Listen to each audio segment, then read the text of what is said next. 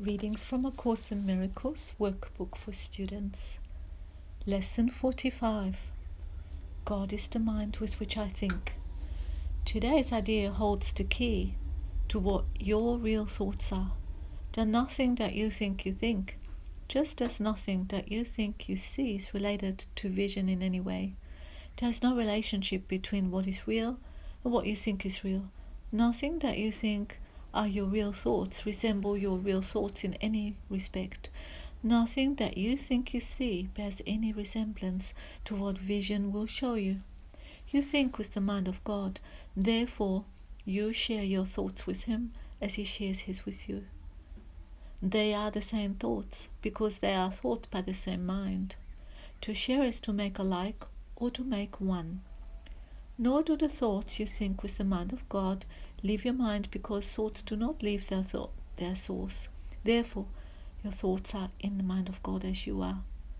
They are in your mind as well, where He is. As you are part of His mind, so are your thoughts part of His mind. Where then are your real thoughts? Today we will attempt to reach them. We will have to look for them in your mind, because that is where they are. They must still be there, because they cannot have left their source.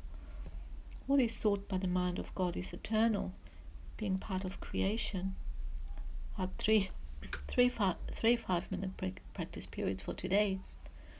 We'll take the same general form that we used in applying yesterday's idea.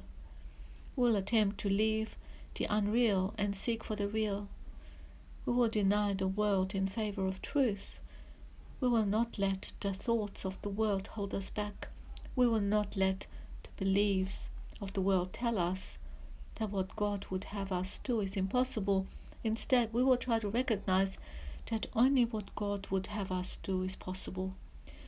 We will also try to understand that only what God would have us do is what we want to do.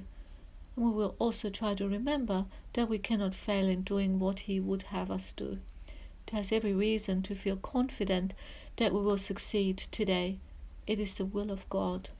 Begin the exercises for today by repeating the idea for yourself, closing your eyes as you do so.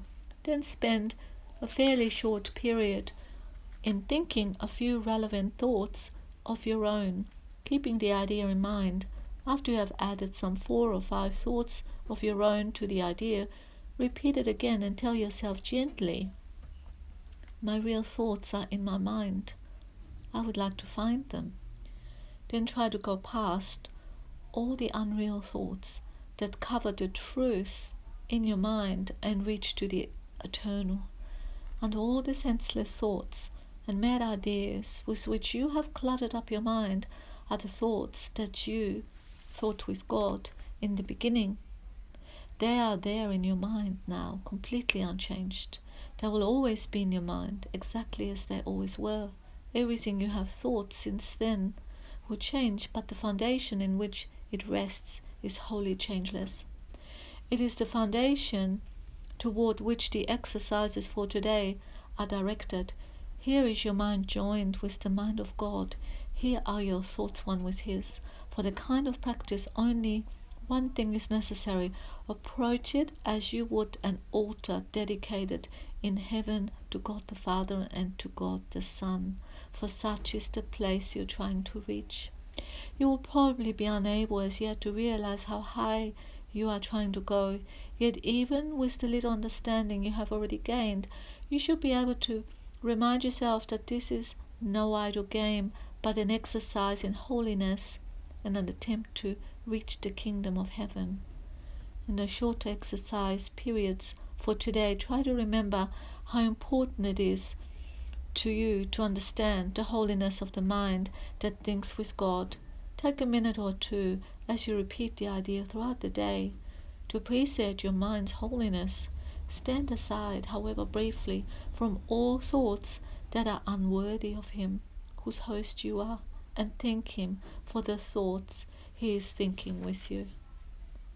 God is the mind with which I think.